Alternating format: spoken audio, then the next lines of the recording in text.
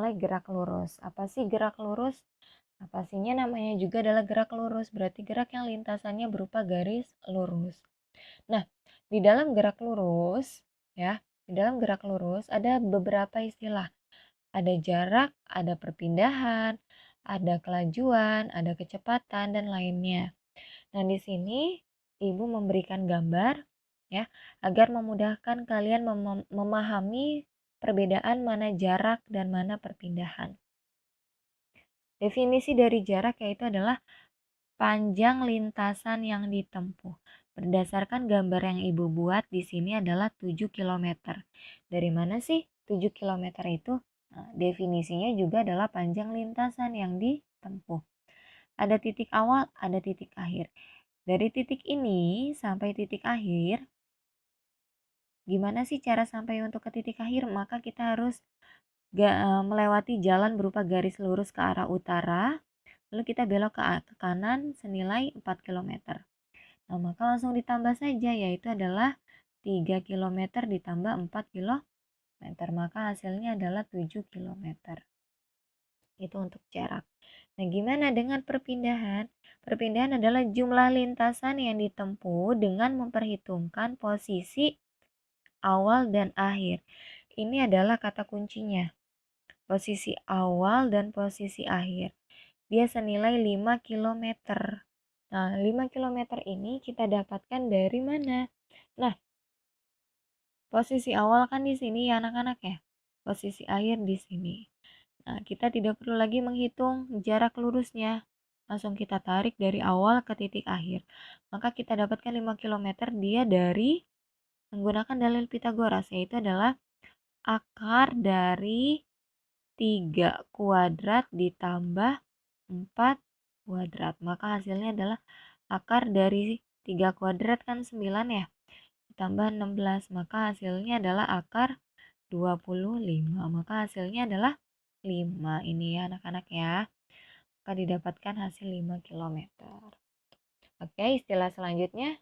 Oke, ini ada hitunglah jarak dan perpindahan.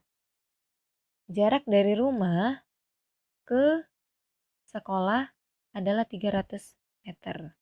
Nah, berapakah jarak dan perpindahan? Maka ketika soal seperti ini, rumah ke sekolah, maka jaraknya adalah 300 meter sesuai gambar ya. Perpindahannya gimana? Nah, perpindahannya juga senilai 300 meter ya, kalau sesuai gambar. Nah, gimana jika misalnya Ibu memberikan soal dari rumah ke sekolah lalu balik lagi ke rumah? Maka untuk menghitung jarak rumah ke sekolah dia senilai 300, sekolah ke rumah 300. Maka jarak yang ditempuh adalah 600. Nah, gimana perpindahannya? Dari rumah ke sekolah, balik lagi ke rumah. Nah, ingat ya, definisi dari perpindahan adalah posisi awal dan posisi akhir. Nah, ketika di sini tidak ada perubahan, maka perpindahannya adalah 0 ya anak-anak ya. Karena apa? Karena dia posisi awalnya sama dengan posisi akhir. Oke, kita lanjut. Ada istilah kelajuan dan kecepatan. Untuk kelajuan dan kecepatan, dia sama lambangnya yaitu adalah V. Kita lihat perbedaannya. Untuk kelajuan, definisinya adalah jarak setiap satuan sekon. Dan dia merupakan besaran skalar. Artinya besaran skalar ini adalah besaran yang hanya memiliki nilai. Ya. Nah, kalau untuk kecepatan dia adalah perpindahan setiap satuan sekon. Dan dia merupakan besaran vektor. Artinya kalau vektor ini adalah memiliki nilai dan arah. Nah, untuk lambangnya V, kelajuan dan kecepatan, satuannya meter per sekon, S, jarak atau perpindahan satuannya meter, dan T, time, adalah waktu tempuh satuannya sekon. Di sini Ibu berikan rumus segitiganya agar kalian mudah dalam memahaminya. Nah, di sini Ibu jelaskan ketika yang dicari V, kelajuan, maka rumusnya adalah S per T. Ketika yang ditanya S, maka rumusnya adalah V kali T. Nah, gimana kalau yang ditanya adalah T? Maka T kan ini ya anak-anak ya. Maka S dibagi V ini ya. Oke, kita lanjut. Percepatan. Ya, dalam istilah gerak itu ada percepatan dan perlambatan di mana lambangnya itu adalah sama, yaitu lambangnya adalah A. Nah, dengan rumus A sama dengan V delta V per delta T. Nah, dimana kan kalau delta itu kan artinya perubahan ya. Perubahan itu kita bisa dapatkan dari kecepatan kedua dikurang kecepatan sebelumnya. Sama waktunya pun seperti itu. T2 dikurang T1. Nah, gimana kalau kecepatannya ada 3? Berarti kecepatan 3 dikurang kecepatan sebelumnya, yaitu V2 per T3 dikurang T1.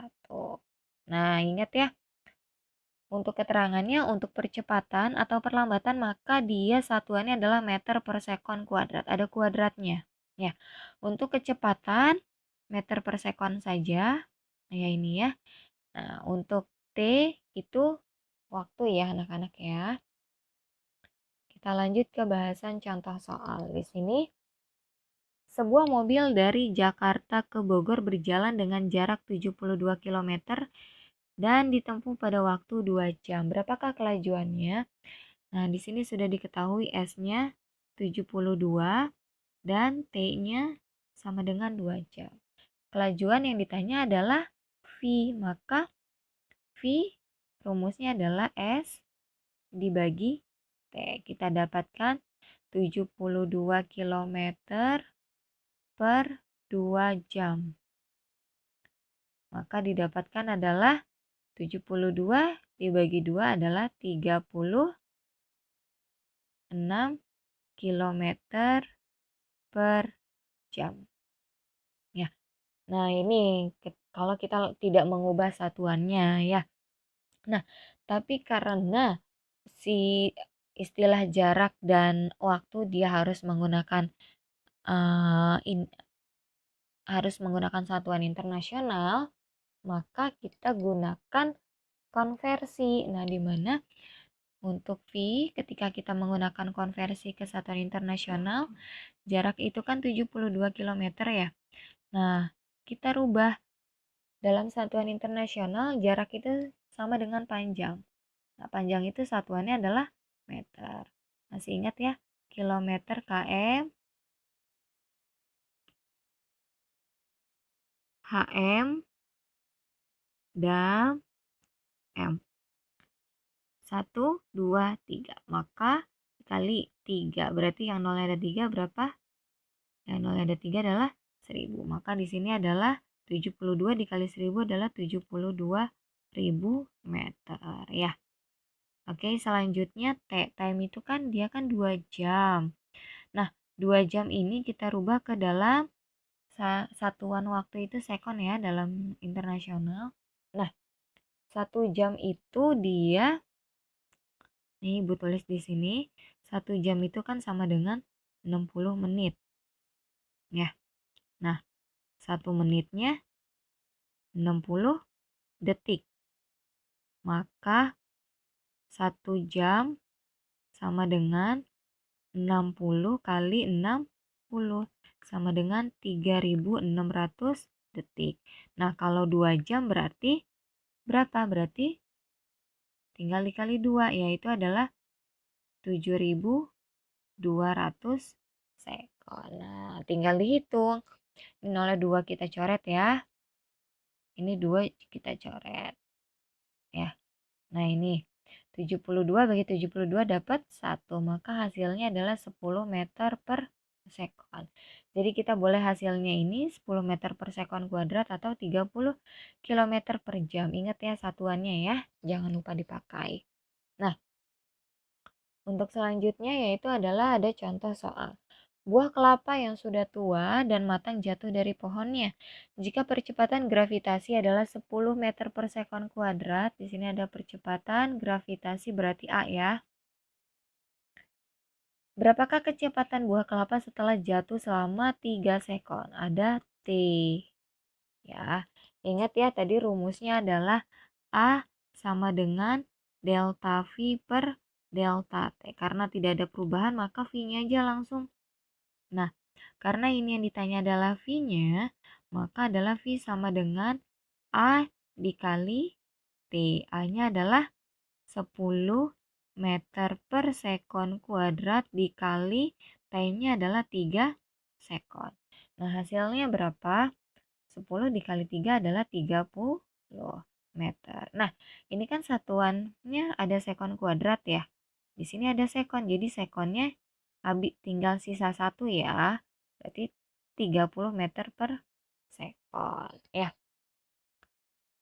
Oke, kita lanjut ke gerak lurus.